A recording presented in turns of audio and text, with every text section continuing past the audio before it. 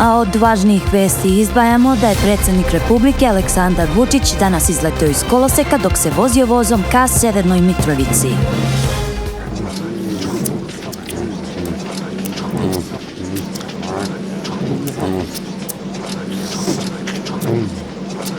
Biće nam potrebno mnogo truda, rada, da sa tim ljudima razgovaramo i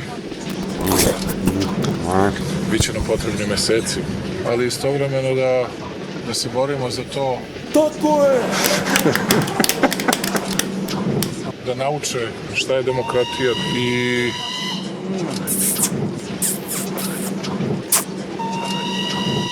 da poštuju volju naroda, što neće biti ni malo lako.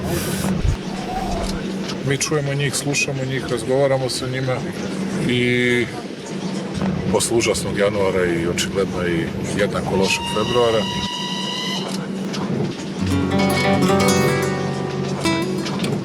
biće nam potrebni meseci da stvari promenimo i da ih...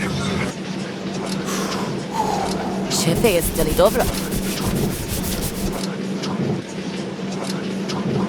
Da pokušamo da vratimo zemlju na dobar kolosek.